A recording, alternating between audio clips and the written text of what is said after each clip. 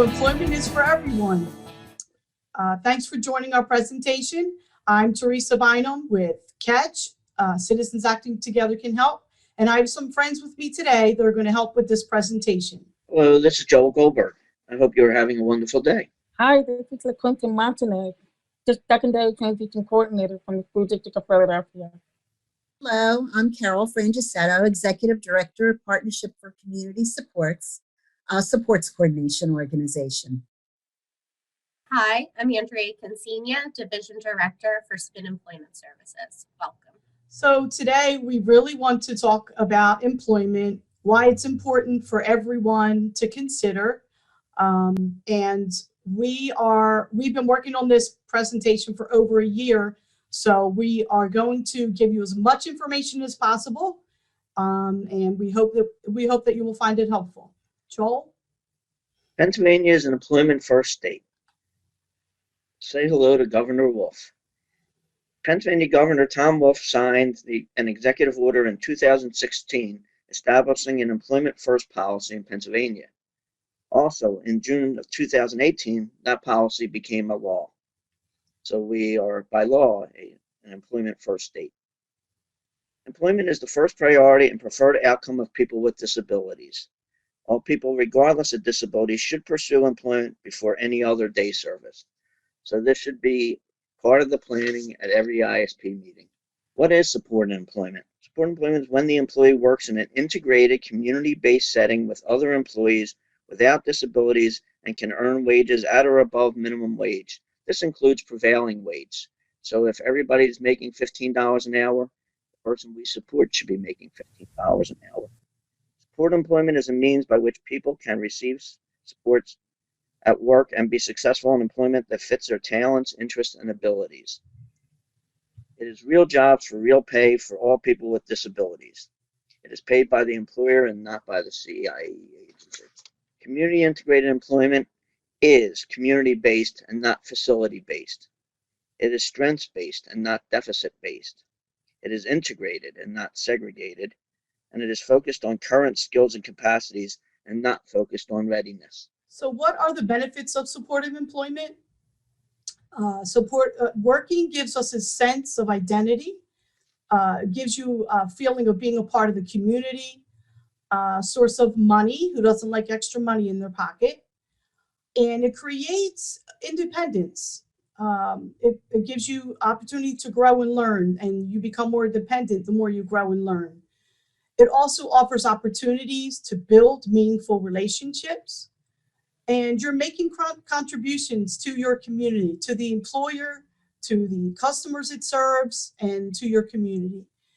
And in all this, it builds your self-worth, and you often get respect for the work that you do. So people with disabilities deserve all of the same opportunities in life that everyone else. And for people without disabilities, this means to work. Who benefits from employment first? Everyone. Employers receive talented employees and specialized supports for job acquisitions and retentions. People with disabilities gain employment, fair wages, benefits, and the dignity that arise from gainful employment. And families see a family member in a fully competent role in the workplace. And the communities feel the economic force of fair wages spent in the local economy and valuable lessons of witnessing the many abilities of people with disabilities. The link here, it's a great video. I want to encourage you to take some time to check it out. It's about making career choices at a very early age. We may change our minds several times before we become an adult, but it's an important part of the growing and learning process. So if you just click on the link, it'll take you right to the video. Warning, it is absolutely adorable. People who work tend to expand their social network. They feel productive and valued. They have opportunity to learn new skills, and they have opportunity to make choices in their own lives. Charting the life course is a tool to assist you in creating a vision for your future. It's designed to help you think about the questions to ask yourself, about life experiences to consider as you begin to think about life as an adult. It's meant to be a starting point, and you can start no matter where you are in your life journey. The life course framework involves looking through real life stages and planning where you want to be as a teenager, as a young adult, and helps continue planning into older adult age as well. The life course tools are designed to assist you with beginning the discussions about planning for your future. These tools help create a map to achieving goals that are important for you as an individual and for your family. These goals include lifelong outcomes for good health, personal growth, and increased independence. The planning can start early, keeping in mind each step you do daily prepares you for your future. Some of the ways to prepare, and this is directly from Charting Your Life course, at school age, do you ask your child what I want to be when I grow up? Am I learning about lots of different jobs from my family, teachers, and others? Do I have responsibilities at home, such as daily chores? Are you helping me to understand that doing my part, my best, at school and being responsible will help me get a job I like someday? Am I learning about the different roles in life and how they are interrelated? And as they get older, transitioning from high school, what will I do during the day once I graduate? Does my transition balance work experience, social skills, and academics according to my needs, desires, and abilities? Can I find a job or a volunteer opportunity that matches passions or interests? And where can I learn to improve my employment skills? Would I prefer to work full-time or part-time or volunteering? So this is just an option for you. Again, I want to encourage you. You can just click on the link to learn more about Charting the Life course. It's a great tool to use when you're thinking about planning your life and making choices and decisions for yourself. So I'm going to turn this now over to my friend LaQuinta. Hi. So when to begin? So you want to start as early as possible at the age of 14 for the pre-employment transition services that will be offered from OVR. The process is to, invite those agency reps to the IEP meeting so that you can collaborate on what those services look like for while you're in school. And after graduating from high school, as you transition to adult services, OVR and waiver services can be provided funding for supported employment. So step one, get benefit counseling. And step two, to complete an employment assessment. The School to Work Transition Program that with OVR, Office of Vocational Rehabilitation, any high school that has a disability who may need vocational guidance and assistance or preparing, obtaining, or maintaining competitive employment can be considered a referral to OVR. Then each student has an IEP, a 504 plan, or who are involved with the student assistance program may be appropriate referred to OVR.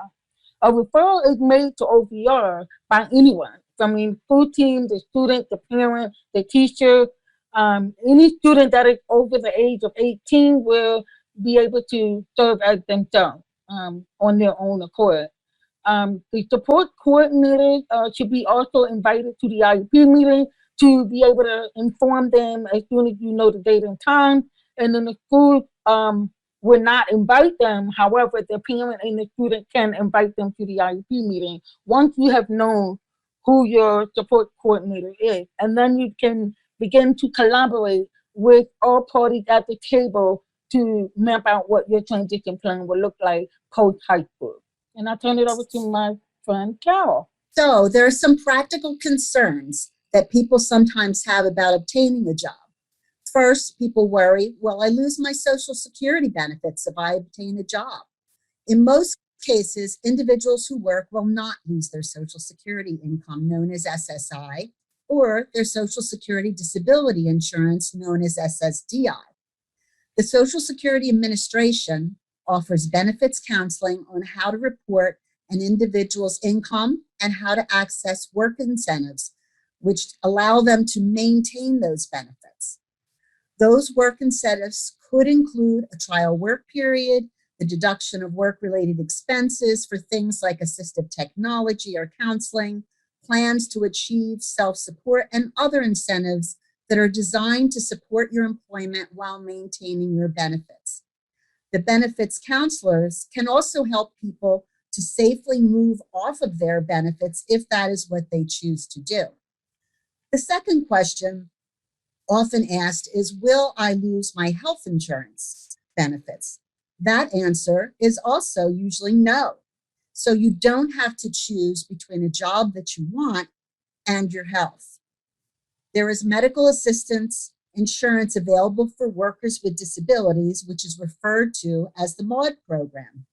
MAUD allows Pennsylvania residents with disabilities to take a fulfilling job, earn money, and still keep full medical benefits.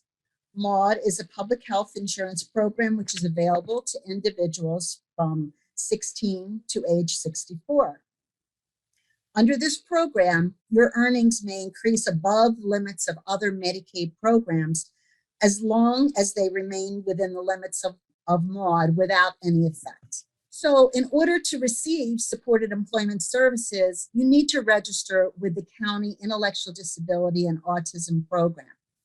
The phone numbers for the 5 surrounding counties and Philadelphia are on the screen.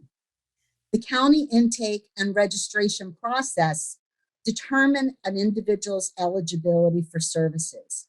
Once that eligibility is determined, you will be able to choose a supports coordination organization to work with. There's no need to wait until you're ready to look for employment to register. You can register your family member early, as said before, even from the time they're in elementary school. And this way they can learn about all types of services and supports available, and they can prepare for transition to adult life and ultimately employment. So once you choose a supports coordination organization, you will be assigned to an individual supports coordinator. That supports coordinator is your link to employment supports. When you are still in school and preparing for transition to employment, remember to be sure and invite your supports coordinator to your individual education plan or IEP meetings so they can participate in planning with you. When you are nearing the last years of your schooling, the supports coordinator completes referrals to Pennsylvania's Office of Vocational Rehabilitation, known as OVR, for possible funding, or they complete applications for one of the waivers for the funding of job supports. Once funding is determined, the supports coordinator can assist you to locate an employment support provider. That employment support provider will then help you to identify your vocational interest, your skills, and your preference for a job. The provider will also assist you to search for and apply for employment. Once you find a job, the employment provider, through a job coach, will provide on-the-job support so that you can learn the job skills needed to be successful. The supports coordinator will then monitor your employment progress through the assessment, through job search, and the job support process. If there are any concerns, issues, or questions that arise, the supports coordinator can help problem solve those issues, or they can call a team meeting with the job support provider to together find a solution or make changes to your plan, your employment supports, or even your job. And now I'm going to turn it over to Andrea. Thank you, Carol. So this video today is all thanks to Philadelphia's Vision for Employment and the collaboration that is Phila on the Job. We strongly believe in realizing employment outcomes for everyone, and creating a culture of employment requires collaboration and partnership.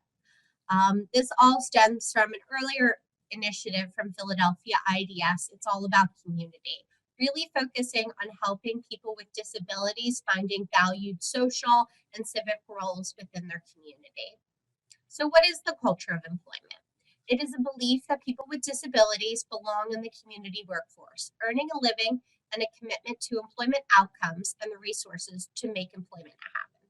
So, Department of Behavioral Health and Intellectual Disability Services in Philadelphia have many employment initiatives. Employment First, Employment Now focuses on core values, beliefs, tools, strategies, tips, and techniques that will move employment forward in our region. This is being done by having regular meetings, work groups, having a website, philonthejob.org, which you should definitely check out, and just ways to really enrich the Philadelphia community, to help people with disabilities understand their talent potential, helping the business community to understand the value of diversifying their workforce, and really helping us as the professionals get the tools and resources we need to make this a reality. Could you pop to the previous slide real quick? Thank you. So more and more people are hearing and understanding the message. Having a job is a huge part of realizing personal satisfaction and community inclusion. Earning money, contributing to the community, opportunities for social interaction, and increasing social capital are all key aspects of how employment can be an important part of building and enjoying an everyday life. Thank you. So you can click on the website philonthejob.org from this slide and see all of the resources and events happening there. We have a lot of success stories. So if you yourself want to share your story or know the story you'd like to share, please reach out to us to get that included. And then we also have a video below called One City, One Vision. This was created a few years ago and interviews supported employees, businesses, and their professional supported employment providers about what does it really look like to have employment first in Philadelphia. It's a really dynamic video. Employment is for everyone. Try it out. You may like it and decide it's for you.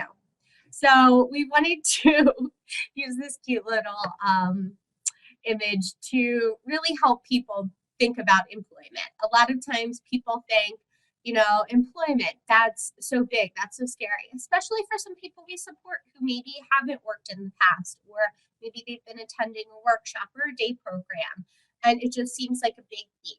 But employment is something that brings so much identity and purpose, and it's a great way for people to learn new skills, build social relationships. And so we really want people to just try it. We have a lot of different services out there that help people with this exploration. So if someone isn't ready to necessarily fill out that first application, we can do career assessment services where we really get to know the person. What are their interests? What are their passions? What are the things that make them them? And what are the skills that they need to do to potential jobs? We can do career exploration, community-based work assessments. And so we're really fortunate to be able to partner with OVR and the ODP waivers to be able to help people figure out what is employment and can it be a right fit for me. These are some employment resources we wanted to share with everyone. The first is the Social Security Red Book. And this is where you get a lot of information about those work incentives Carol was talking about. It always pays to work.